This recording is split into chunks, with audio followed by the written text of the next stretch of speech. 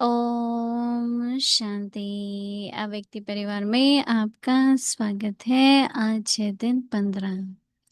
संकल्पों की शक्ति जमा कर श्रेष्ठ सेवा के निमित्त बनो। आज का विषय है सोच समझ कर करना और बोलना है। अव्यक्त इशारे। वर्तमान समय के पुरुषार्थ में हर संकल्प को पावरफुल बनाना है। संकल्प ही जीवन का श्रेष्ठ खजाना है। जैसे खजाने द्वारा जो चाहे जितना चाहे उतना प्राप्त कर सकते हैं, वैसे ही श्रेष्ठ संकल्प द्वारा सदा काल की श्रेष्ठ प्रारब्ध पा सकते हो। इसके लिए एक छोटा सा स्लोगन स्मृति में रखो कि सोच समझ कर करना और बोलना है, तब सदा काल के लिए श्रेष्ठ जीवन बना सकेंगे। अभी हम मोहिनी दीदी से सुनेंगे।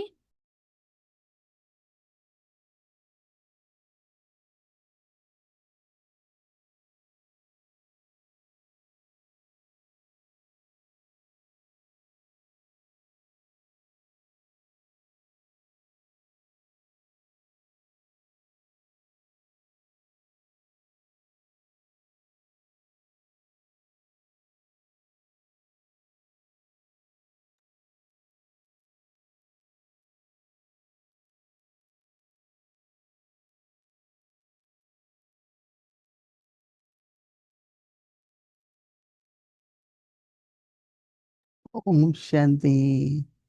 सभी ठीक हो? मौज में हो? हम लोग तो 2 दिन के लिए सफर कहो, तीर्थ कहो, परिवार का मिलन कहो, के लिए कनाडा टोरंटो गए थे। स्थान होता है कुछ हर एक का प्रयास कहें, ईश्वरी परिवार वहां पर बहुत बढ़ रहा है। हम्म, बहुत संख्या बढ़ रही है। बहुत ही हमने देखा है। युगल थे, भाई बहुत हैं, कुमार हैं, बहुत कुमारी हैं। बहुत बड़ा संगठन है वहां पर। एक दिन राखी की, जो पक्के बाबा के बच्चे थे 250 के करीब, पर उसके अलावा करेंगे वो लोग राखी। एक दिन उन्होंने सामान के लिए अच्छे गेस्ट बुलाए थे, जो पहले जानते थे। और बाबा ने जब भोग लगाया तो बाबा ने कहा प्रेम और भावना, जहाँ भी सेवा में प्रेम से करते हैं, भावना से करते हैं। जैसे भोग बनाते हैं, ब्रह्म भोजन बनाते हैं, तो एक तरह से आह्वान है ना वो भी। तो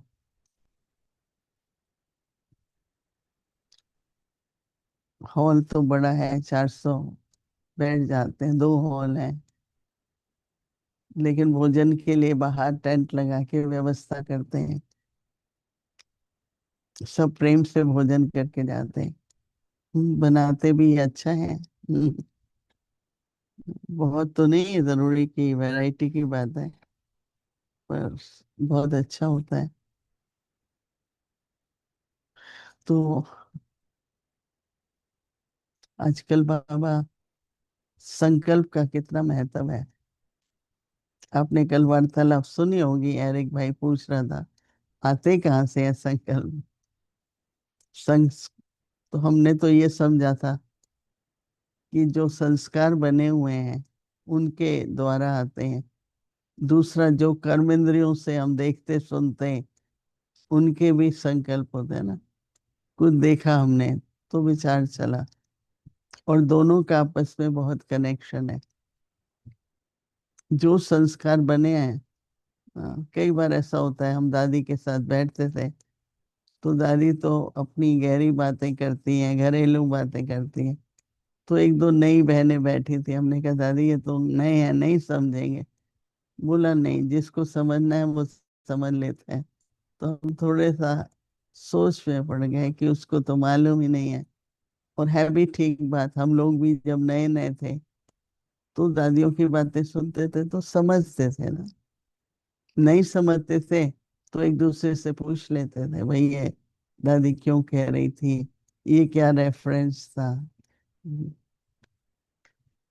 तो अब इसमें भी देखो, बुद्धि कहेंगे, विवेक कहेंगे, या अच्छी भावना कहेंगे, कि आपको बात ठीक से समझ में आए।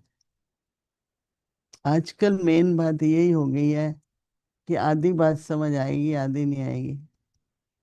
आधी याद रहती, आधे अपने मन की बात याद रहती है। बहुत एकाग्रता की कमी कहो अपने अंदर में, जैसे ना एक अ, आत्मिक विश्वास नहीं है, इनसिक्योरिटी है। तो मैं वही बात समझना चाहती हूँ जो मेरे हित के लिए है या मेरे लिए अच्छी है। दूसरी बात सुनते हुए भी जैसे हम नहीं सुनते हैं, वो अच्छा नहीं होता, नहीं। क्योंकि सुनना तो सब चाहिए, फिर उस पर सोचो। लेकिन अगर हम सुनेंगे ही पूरा नहीं, हाँ, मैंने तो देखा है आजकल मेजॉरिटी, किसी को बोलो अच्छा आप रिपीट करो पूरी बात, हम्म, तो नहीं कर पाएंगे। और हम लोगों का जो संस्कार थे, हाँ ममा ममा बनी, कि उन्होंने बाबा को पूरा सुना। उतना सिर्फ नहीं सुना जितना मैं कर सकती हूँ या जितना मुझे अच्छा लगा। तो हम सब की जो समझ है वो इसलिए लिमिटेड है। लेकिन अगर आप देखो, मुरली भी आप सुन रहे होंगे ना, मुरली में तो एक आध मिनट भी अगर बाहर अटेंशन जाती है तो तीन चार लाइनें मिस हो जाती।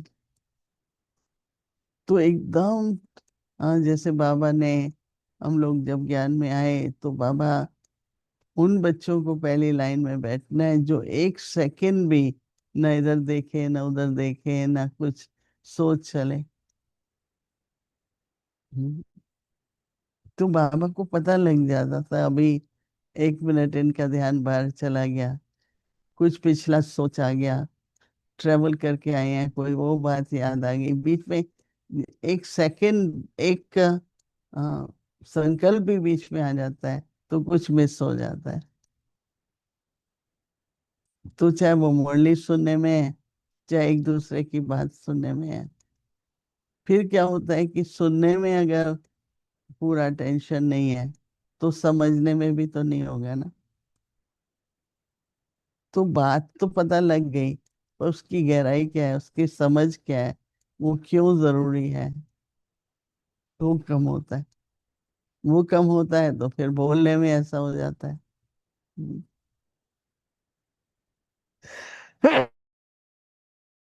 में होता है तो फिर करने में भी होता है।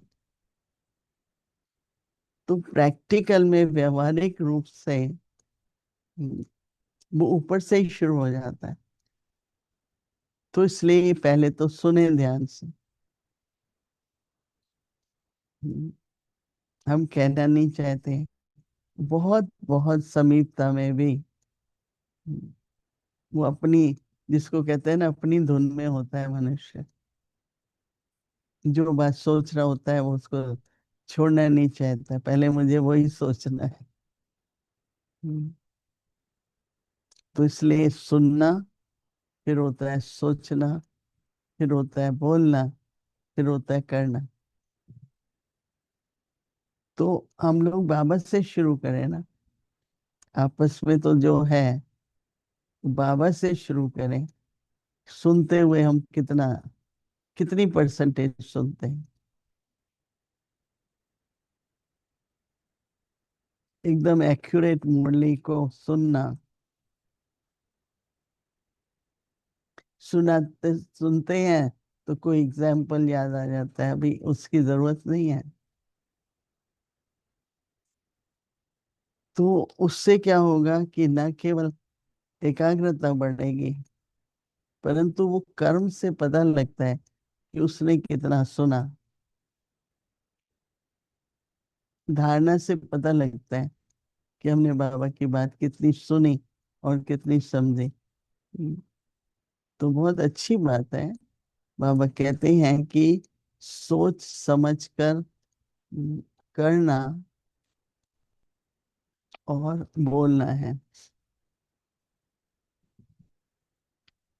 वर्तमान समय पुरुषार्थ में हर संकल्प को पावरफुल बनाना है।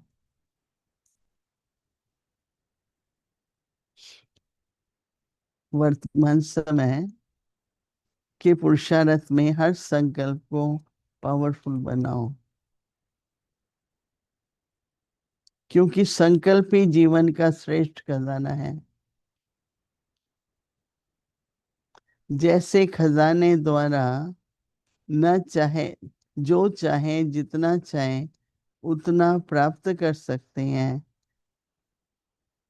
वैसे श्रेष्ठ संकल्प के द्वारा जैसे लौकिक खजानों से जो है जितना है कर सकते हैं, वैसे ही श्रेष्ठ संकल्प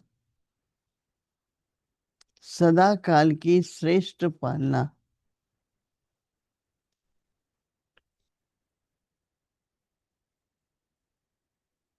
सदा काल की नहीं श्रेष्ठ प्रारब्ध पा सकते हैं।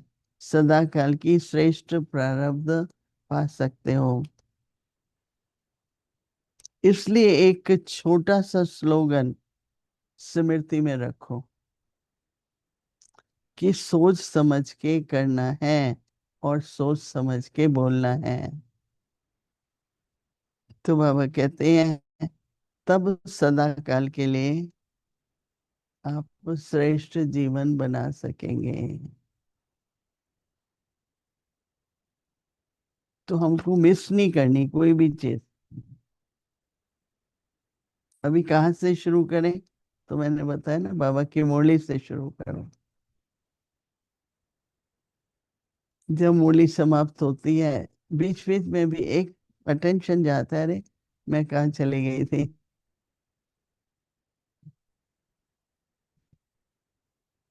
हमें से बहुत थोड़े ऐसे होंगे जो कहेंगे मेरी फुल अटेंशन मुरली में था। मैं खुद अचानक खुद को ही पकड़ती हूँ, मैंने कहा अरे ये कौन सी लाइन मिस हो गई, चलो फिर पढ़ो, फिर सुनो। ये जो बाबा कहता है ना, बच्चे 3-4 बार मुरली पढ़ो, नहीं तो कम से कम 2 बार तो पढ़ो, क्योंकि काफी कुछ मिस होता है ना एक बार में। तो पहले सुनने में, फिर सोचने में, फिर बोलने में, कर्म करने में, 4 बातें आज बाबा चाहते हैं जो सभी हमारे एकाग्रता कहो, अटेंशन कहो, लक्ष्य कहो, उनसे संबंधित है। हाँ, अगर हम जितना हम लोग कर पाएंगे उतना हम दूसरों को भी करा पाएंगे। उसी को पालना कहते हैं ना। जिससे आप खुद अपनी जिन संकल्पों से खुद की पालना करेंगे, उन संकल्पों से दूसरों की भी होती है। ठीक है। ओके जी, ओम शांति।